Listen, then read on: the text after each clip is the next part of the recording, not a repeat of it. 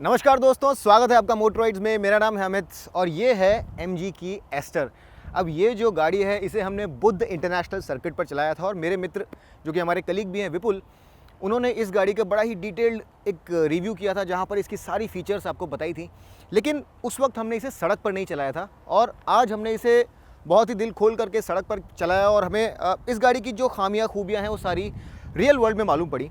तो आज मैं आपको इस गाड़ी के बारे में झटपट इसकी 10 जो बड़ी खूबियां हैं वो और 5 जो इसकी खामियां हैं वो सारी की सारी एक एक करके बताऊंगा। ये वीडियो देखने के बाद में आपको इस गाड़ी की जितनी भी खामियां और खूबियां हैं सारी मालूम पड़ जाएंगी और फिर आप अपना डिसीजन ले सकते हैं कि आपको ये गाड़ी लेनी है या नहीं लेनी है। तो चलिए बिना कोई और वक्त ज़ाया किए शुरू करते हैं। इस गाड़ी की सबसे पहली खूबी, अब देखने में भले ही MG एस्टर ज़्यादा बड़ी ना लगे और शायद आपको क्रेटा या सेल्टॉस इससे ज़्यादा बड़ी लगे देखने में, लेकिन ये गाड़ी असल में क्रेटा, सेल्टॉस, कुशाक और टाइगुन सबसे ज़्यादा बड़ी है। हाँ, अगर आप इसे डस्टर या फिर किक्स के साथ कंपेयर करें तो वो गाड़ियाँ इस सेगमेंट की सबसे बड़ी गाड़ियाँ हैं, लेकिन इसके जो डायरेक्ट कॉम्पिटिटर्स हैं उनके साथ अगर आप कंपेयर करें तो इसकी विड्थ ज़्यादा है, इसकी हाइट ज़्यादा है, इसकी लेंथ भी ज़्यादा है।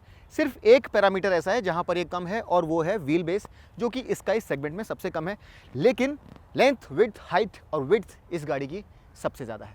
अब दूसरी चीज़ जो एस्टर को विशेष बनाती है वो है इसका स्टाइलिंग। जहाँ MG हेक्टर हमें ज़रा डिसप्रपोर्शनेट लगती है, एस्टर को अगर आप देखेंगे तो ये बहुत ही प्रीमियम, बहुत ही प्रोपोर्शनेट, बहुत ही अच्छी तरीके से डिज़ाइन करी हुई गाड़ी बन के सामने आती है। अब चाहे आप इसका ये बड़ा इम्पोजिंग स्टडेड ग्रिल ले लें, इसकी ये ब्यूटीफुल हेडलाइट्स ले लें जहाँ पर आपको प्रोजेक्टर हेडलैम्प मिलता है, LED DRLs मिलते हैं और साथ ही ये डेकोरेटिव पीसेस भी मिलते हैं। देखने में ये गाड़ी बहुत ही अच्छी लगती है। आप चाहे इसे सामने से देखें या फिर साइड से देखें या फिर पीछे से देखें, बहुत ही प्रोपोर्शनेट और बहुत ही अच्छे से डिज़ाइन गाड़ी है। काफ़ी यूरोपियन लुक है इसका और मुझे इस गाड़ी का स्वरूप बहुत पसंद है। अब हालांकि ये जो गाड़ी है इसका ब्रांड ब्रिटिश है, लेकिन इसका जो मेकर है SAIC वो चाइनीज़ है और जनरली चाइनीज़ गाड़ियाँ जो हैं उनकी राइड और हैंडलिंग बहुत ज़्यादा अच्छी नहीं होती है, लेकिन ये जो गाड़ी है ये यूरोपियन मार्केट में भी बिकती है और ये जो गाड़ी है इसको अगर आप सड़क पर चलाएंगे तो इसके जो कोरियन राइवल्स हैं उसके मुकाबले इसकी हैंडलिंग आपको ज़्यादा बेहतर लगेगी। ये बहुत ही स्क्वाट है, बहुत ही सड़क से चिपक के चलने वाली फीलिंग देती है और जब आप स्टीयरिंग व्हील के पीछे बैठते हैं तो आपको बड़ा ही कनेक्टेड, बड़ा ही स्पोर्टी किस्म का अनुभव होता है। राइड क्वालिटी यहाँ ज़रा फर्म है, बहुत ज़्यादा सॉफ्ट या वॉबली नहीं है, लेकिन अनकंफर्टेबल बिल्कुल नहीं है। अगर आपको एक फ़न टू ड्राइव कार चाहिए तो MG एस्टर जो है वो शायद आपको बहुत पसंद आए। यही कारण था कि MG ने इस गाड़ी की ड्राइव बुद्ध इंटरनेशनल सर्किट पर रखी थी, जहाँ पर अगर गाड़ी की राइड और हैंडलिंग अच्छी नहीं हो तो शायद जो जर्नलिस्ट हैं वो अंडरवेल्म हो जाते हैं, उन्हें ज़्यादा अच्छा नहीं लगता। लेकिन चूंकि ये गाड़ी बहुत अच्छा राइड और हैंडल करती है इसीलिए इसका test drive Buddh international circuit पे हुआ और इस बात की पुष्टि जब हमने इसे सड़क पर चलाया तो भी हुई। इसकी राइड भी अच्छी है, ख़राब रास्तों पर भी ये काफ़ी अच्छे से चलती है, अनकंफर्टेबल बिल्कुल नहीं है। और अगर आपको फन टू ड्राइव एलिमेंट अपनी गाड़ियों में पसंद है तो आप डेफिनेटली MG एस्टर की ओर देख सकते हैं। चौथी और सबसे बड़ी फीचर जो इस गाड़ी की है वो ये है कि इसमें ADAS यानी कि एडवांस ड्राइवर असिस्टेंस सिस्टम्स लगे हुए हैं, जो कि इस सेगमेंट की किसी और गाड़ी में आपको नहीं मिलते हैं। इससे ऊपर जाकर के अगर आप महिंद्रा की XUV 700 देखें तब आपको वो फीचर ज़रूर मिलते हैं, लेकिन इसके जो डायरेक्ट कॉम्पिटिटर्स हैं उसमें किसी में भी ADAS आपको नहीं मिलता है और बहुत ही एडवांस्ड ADAS सिस्टम्स मिलते हैं। यहाँ पर आपको यहाँ लेन डिपार्चर कंट्रोल सिस्टम मिलता है, यहाँ पर आपको एडेप्टिव क्रूज कंट्रोल मिलता है। ये गाड़ी अपने आप सामने कोई व्यवधान देख करके ब्रेक कर सकती है, सामने वाले व्हीकल के साथ साथ एक्सेलरेट और डिसेलरेट कर सकती है, यानी कि वो सारी एडवांस्ड फीचर्स जो कि काफ़ी महंगी गाड़ियों में आती है, जैसे कि वोल्वो की XC60 या फिर अब महिंद्रा की XUV 700 में भी आने चालू हुई है। ये सारी फीचर्स आपको इस गाड़ी में मिलेंगी और सिर्फ इस गाड़ी में मिलेंगी। आप क्रेटा ले लें, सेल्टॉस ले लें या फिर फोक्सवैगन टिगुआन, टाइगुन या फिर डस्टर या किक्स, किसी भी गाड़ी की बात करें, ये सारी एडवांस ADAS फीचर्स आपको किसी और गाड़ी में नहीं मिलेंगी। अगली बेहद इंप्रेसिव चीज़ जो इस गाड़ी में आप पाएंगे, जो 5वें नंबर की इस गाड़ी की बेहतरीन चीज़ है, वो है इसका बेहद खूबसूरत इंटीरियर, बहुत ही ब्यूटीफुली डन अप और क्वालिटी भी बहुत अच्छी है। ये जो यहाँ पर डैशबोर्ड आप देख रहे हैं, ये देखिए, ये सॉफ्ट टू टच मटेरियल्स का बना हुआ है। जनरली इस सेगमेंट में आपको हार्ड प्लास्टिक्स मिलते हैं, लेकिन यहाँ पर आपको सॉफ्ट टच मटेरियल दिया गया है। ये डैशबोर्ड पर जो आप देख रहे हैं ये लेदर है, इसका क्वालिटी भी बहुत अच्छा है, कलर भी बहुत ही प्रीमियम है। इसके साथ ही यहाँ पर ये परफोरेटेड लेदर सीट्स आपको मिलती हैं। हालांकि यहाँ पर कुछ पार्ट लेदरेट भी है, लेकिन ओवरऑल फिट फिनिश अगर आप देखें जिस तरीके से ये इंटीरियर बनाया गया है, साथ ही ये जो बड़ी इंफोटेनमेंट की स्क्रीन है ये काफ़ी एडवांस है। जो इंस्ट्रूमेंट कंसोल है ये भी यहाँ पर बहुत खूबसूरती से बनाया गया है। सब कुछ यहाँ पर आपको कलर्ड मिलेगा। फीचर्स यहाँ पर बहुत सारे हैं, आपको फिट फिनिश में किसी तरह की कोई प्रॉब्लम नज़र नहीं आएगी। डी कट स्टीयरिंग आपको मिलता है, साथ ही पैनोरामिक सनरूफ, और हर चीज़ को टच जब आप करते हैं तो आपको ऐसा लगता है कि आप एक बड़ी ही प्रीमियम गाड़ी में बैठे हैं। तो इस गाड़ी का जो इंटीरियर है, उसकी क्वालिटी, उसका लेआउट और फिट फिनिश एक बहुत ही इंप्रेसिव चीज़ है, और ये इस गाड़ी की एक ख़ास खूबी है। अब हम लोग अगर इस गाड़ी की छठी खूबी की बात करें तो बाहर जब हमने डायमेंशंस की बात करी थी तो वो जो बड़े डायमेंशंस हैं वो अंदर भी रिफ्लेक्ट करते हैं, और यहाँ पर आपको काफ़ी खुला काफ़ी स्पेशियस इंटीरियर मिलता है। यहाँ पर आपको हेडरूम बहुत अच्छा मिलता है, आपको लेग रूम काफ़ी अच्छा मिलता है। अब ये तो ड्राइवर सीट है, यहाँ पर अगर हम इंटीरियर के स्पेस की बात करें तो शायद आपको ठीक से समझना है, तो चलिए हम लोग पीछे वाली सीट पे चल के देखते हैं कि वहाँ पर लेग रूम कैसा है, क्योंकि वो काफ़ी इंपॉर्टेंट है। और जैसा कि आप यहाँ पर देख रहे हैं, एंट्री तो काफ़ी ईजी है ही, साथ ही यहाँ पर जो नी रूम है, लेग रूम है, हेडरूम है, सब कुछ बहुत अच्छा है। हालांकि विड्थ जो है इस सेगमेंट में सभी गाड़ियों की इतनी ज़्यादा नहीं होती है कि 3 लोग बहुत आराम से बैठ सकें, लेकिन तो भी अगर आप यहाँ पे मिडिल सीट देखें तो कोई बहुत बड़ा यहाँ पर हम्प नहीं है, और ये मीडियम जर्नीज़ के लिए जो सेंट्रल सीट है इसे भी आप यूज़ कर सकते हैं। 3 लोग अगर यहाँ एब्रेस्ट बैठेंगे तो बाकी गाड़ियों की तरह यहाँ पर भी आपको ज़रा तकलीफ होगी, लेकिन इस सेगमेंट के हिसाब से यहाँ पर स्पेस आपको काफ़ी अच्छा मिलता है। तो उस लिहाज से ये जो गाड़ी है इसमें स्पेस भी काफ़ी अच्छा है। उसके साथ ही साथ कुछ आराम की चीज़ें, जैसे कि ये सेंट्रल आर्म रेस्ट है, इसमें आपके पास कप होल्डर्स दिए गए हैं, ये AC वेंट्स भी आपको यहाँ पर मिलते हैं, 2 USB सॉकेट आगे हैं, 2 USB सॉकेट पीछे हैं, तीनों पैसेंजर्स के लिए आपको एडजस्टेबल हेडरेस्ट भी मिलते हैं, प्रॉपर 3 पॉइंट सीट बेल्ट मिलती है, आइसोफिक्स चाइल्ड सीट माउंट्स हैं। तो स्पेस और कंफर्ट के लिहाज से आप अगर बात करें तो इसका जो सस्पेंशन है वो भी बहुत अच्छा है। तो अगर आप फैमिली के साथ चलना चाहते हैं तो यह स्पेस काफ़ी अच्छा है। और उसका एक और जो बड़ा फैक्टर है वो है बूट, और इस गाड़ी में आपको बूट भी काफ़ी अच्छा मिलता है।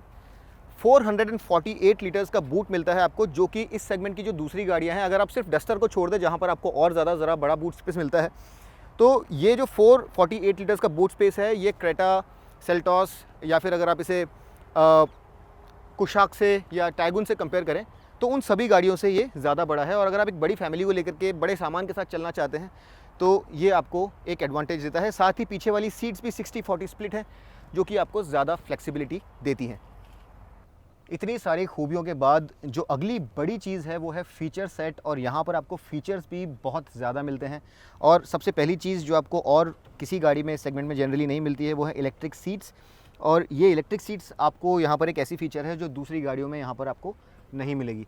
इसके साथ ही यहाँ पर मिरर्स में आपको ब्लाइंड स्पॉट मॉनिटरिंग सिस्टम मिलता है, और यहाँ पर जो हमने पहले MG में शुरू से ही देखा है, कनेक्टेड कार टेक्नोलॉजी मिलती है।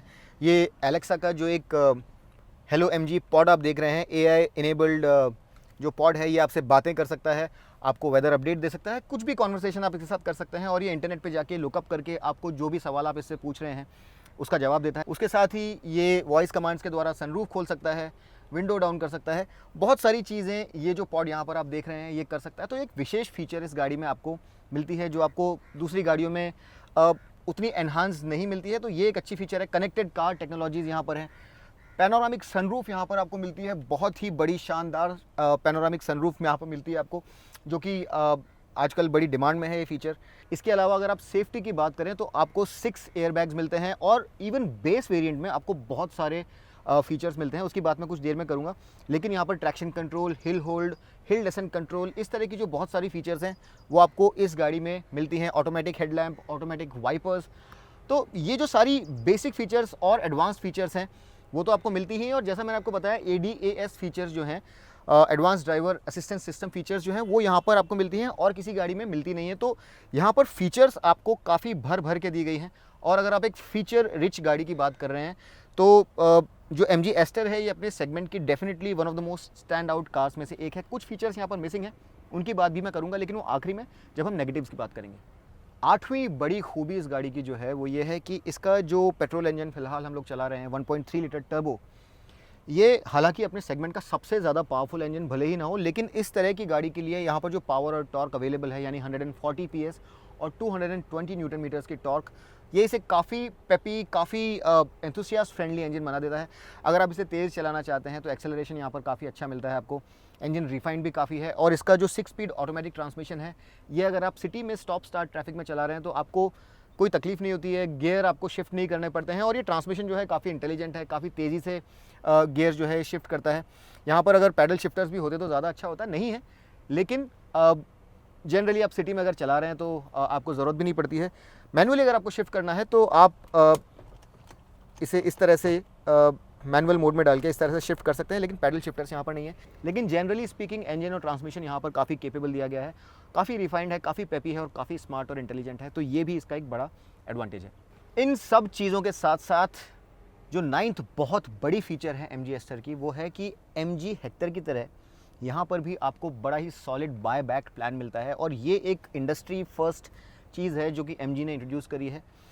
यहाँ पर अगर आप एक गाड़ी खरीदते हैं तो उसके 3 साल बाद अगर आपने ये गाड़ी 60,000 किलोमीटर्स तक चलाई है तो आपको अप टू 60% तक की वैल्यू इस गाड़ी पर as a buy back offer मिलती है। यानी कि ये गाड़ी 3 साल चलाने के बाद आप MG को वापस दे सकते हैं, जहाँ पर आपको इस गाड़ी की 60% तक वैल्यू वापस मिलेगी। यहाँ पर आप 3 साल में इस गाड़ी को अप टू, जैसा मैंने बताया, 60,000 किलोमीटर्स तक चला सकते हैं, जो कि एक बहुत ही बेहतरीन बाय बैक प्लान है। यानी आप दिमाग की शांति के साथ ये गाड़ी खरीद सकते हैं कि आपकी गाड़ी की वैल्यू जो है वो गिरेगी नहीं और आपको इसे अगर बेच करके कोई नई गाड़ी लेनी है तो आपको काफ़ी सारा पैसा वापस मिल जाएगा। इसके साथ ही साथ यहाँ पर आपको 3 साल की अनलिमिटेड किलोमीटर्स वारंटी मिलती है, 3 साल का RSA फ्री मिलता है और साथ ही साथ 3 साल के लिए लेबर फ्री सर्विसेज मिलती हैं। इस वारंटी को आप MG माई शील्ड के अंतर्गत अपनी सुविधानुसार कस्टमाइज़ कर सकते हैं। अगर आपको इसे और ज़्यादा बढ़ाना है, 5 साल तक RSA ज़्यादा बढ़ाना है या फिर वारंटी ज़्यादा बढ़ानी है, तो आप इन सब चीज़ों को कस्टमाइज़ तरीके से अपनी सुविधानुसार बढ़ा सकते हैं, जो कि बहुत ही अच्छी फीचर है। तो ये जो सारी चीज़ें हैं वो इस गाड़ी को काफ़ी वैल्यू फॉर मनी बना देती हैं। लेकिन जो आखिरी चीज़ है, जो 10th पॉइंट है, वो बहुत ही इम्पॉर्टेंट है, क्योंकि कोई भी गाड़ी वैल्यू फॉर मनी कैसे बनती है, उसकी कीमत से। और इन सब फीचर्स के साथ, इन सब खूबियों के साथ ये गाड़ी जो है ये अपने बेस वेरिएंट में भी बहुत सारी फीचर्स लिए हुए है। इसकी प्राइसिंग बहुत ही ज़बरदस्त है। इसका जो बेस वेरिएंट है वहाँ पर आपको फीचर्स बहुत सारे मिलते हैं और अगर आप बात करें तो जो इसका बेस वेरिएंट है वहाँ पर क्या क्या फीचर्स आपको मिलते हैं मैं आपको बताता हूँ। अब वहाँ पर खूबियाँ आपको बहुत सारी मिलेंगी, लेकिन मैं आपको जो मेन फीचर्स हैं वो बता देता हूँ। वहाँ पर आपको एक टच स्क्रीन इंफोटेनमेंट सिस्टम मिलता है, जो डैशबोर्ड पर आपको लेदर अपहोल्स्ट्री मिलती है वो भी वहाँ पर आपको मिलेगी, प्रोजेक्टर हेडलैम्प्स मिलेंगे, क्रिस्टल LED DRLs मिलेंगे, rear AC vents, shark fin antenna, leather dashboard, soft to touch dashboard materials, Android auto, Apple CarPlay, audio controls on steering, 60-40 split rear seats, rear seat armrest, auto AC with air filter, ESP, hill hold, hill descent, electronic stop signal and all 4 discs, rear defogger, rear wiper and washer। ये सारी चीज़ें आपको basic जो आपका variant है वहाँ पर मिलती हैं। कुछ चीज़ें मिसिंग हैं, जैसे कि हेलो एस्टर की जो फीचर है, ADAS technologies, connected car features, 360 degree cameras. लेकिन अगर आप एक सस्ती कीमत पर काफ़ी वेल इक्विप्ड गाड़ी खरीदना चाहते हैं तो MG एस्टर जो है ये एक बहुत ही फीचर रिच गाड़ी है, जो कि आपको कम कीमत में बेस वेरिएंट में मिलती है। अगर आप इसकी कीमतों की रेंज भी देखें तो इसका पेट्रोल ऑटोमेटिक 16 लाख रुपीज़ से चालू होता है, जहाँ क्रेटा 17 लाख रुपीज़ से चालू होती है। टॉप एंड वेरिएंट यहाँ पर 17.7 लाख रुपीज़ का है और क्रेटा में 18 लाख रुपीज़ का है। सेल्टॉस आपको 17.9 लाख रुपीज़ की मिलेगी। लेकिन याद रखिए कि यहाँ पर आपको ADAS फीचर्स मिलते हैं जो आपको उन दोनों गाड़ियों में नहीं मिलते हैं। अगर आप टॉप एंड वेरिएंट की बात करें तो कुशाक का जो टॉप एंड वेरिएंट है वो भी 18 लाख रुपीज़ के ऊपर है। अगर आपको सस्ती गाड़ियाँ चाहिए, अगर आप ज़्यादा महंगी गाड़ी नहीं लेना चाहते, तो डस्टर और किक्स कुछ ज़रा सस्ती गाड़ियाँ हैं, उनके टॉप एंड वेरिएंट जो हैं वो ज़रा कम कीमत में उपलब्ध हैं। लेकिन याद रखिए वहाँ पर आपको ये जो बाकी सारी गाड़ियाँ हैं इनके जितने फीचर्स नहीं मिलते। हालाँकि वहाँ पर जो पेट्रोल इंजन है वो बहुत पावरफुल है और वहाँ पर आपको ऑटोमेटिक CVT भी मिलता है। अगर आपको सस्ती गाड़ी चाहिए तो आप उस तरफ देख सकते हैं, बड़ी गाड़ी चाहिए तो उस तरफ देख सकते हैं। लेकिन अगर आपको एक वेल लोडेड कार एक अच्छी कीमत में चाहिए तो MG एस्टर की प्राइस जो है ये बहुत ही बेहतरीन है। तो दोस्तों ये तो बातें हो गई इस गाड़ी की एडवांटेजेस और हाइलाइट्स की, लेकिन इस गाड़ी की बहुत सारी ऐसी भी चीज़ें हैं जो शायद आपको पसंद ना आए। और उनमें सबसे बड़ी चीज़ जो मैं आपको बताना चाहता हूँ वो ये है कि ये 1.3 जो टर्बो पेट्रोल है ऑटोमेटिक के साथ माइलेज आपको बहुत ज़्यादा अच्छी नहीं देता है।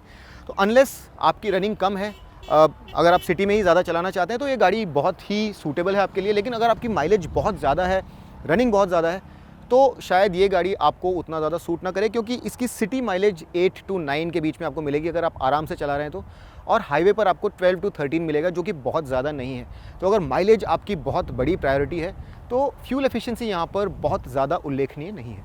अब जहाँ यहाँ बड़ी बड़ी फीचर्स आपको दी गई हैं, कुछ छोटी मोटी फीचर्स यहाँ पर मिसिंग है। मिसाल के तौर पे ये कोई बहुत बड़ी चीज़ नहीं है, एक ऑटो डिमिंग IRVM उपलब्ध कराना मेरे ख्याल से कोई बहुत बड़ी चीज़ नहीं थी MG के लिए, लेकिन वो यहाँ पर नहीं दिया गया है।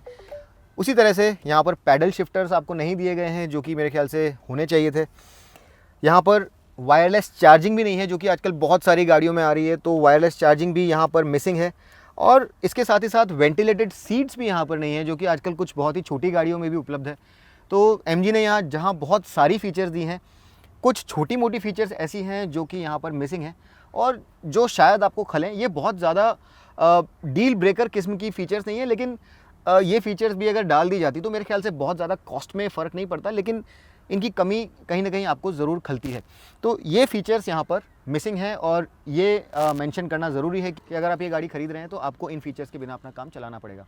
एक आखिरी चीज़ जो इस गाड़ी में होनी चाहिए थी और जो नहीं है, और जिसकी कमी मुझे न सिर्फ इस गाड़ी में लेकिन बहुत सारी गाड़ियों में खलती है, वो है डीजल इंजन का अभाव।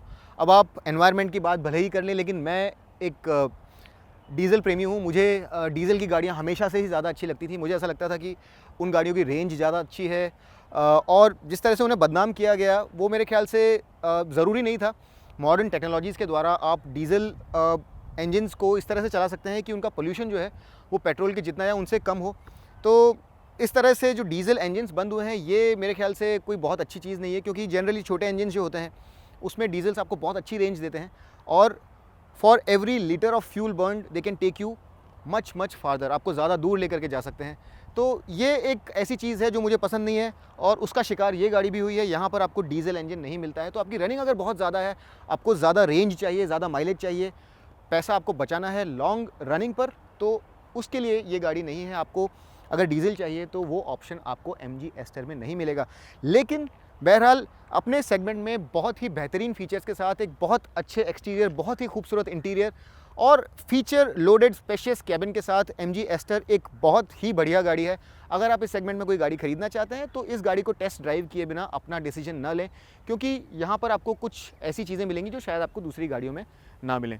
मैं उम्मीद करता हूँ कि इस वीडियो के द्वारा आपके MG एस्टर से संबंधित बहुत सारे सवालों के जवाब आपको मिले होंगे, लेकिन फिर भी अगर आपके कोई सवाल बाकी रह गए हैं तो उन्हें कमेंट सेक्शन में डालना भूलें नहीं, क्योंकि हमारी कोशिश हमेशा यही रहती है कि आपको पूरी तरह से हर गाड़ी के बारे में बताएं। और अगर आपको ये वीडियो पसंद आया तो इसे लाइक करना ना भूलिए, सब्सक्राइब ज़रूर कीजिए, अपने दोस्तों को हमारे बारे में बताइए, व्हाट्सएप पर इस वीडियो को शेयर कीजिए। अगली बार तक के लिए मैं आपका दोस्त अमित आपसे विदा लेता हूँ। तब तक के लिए rev hard, rev free and drive safe.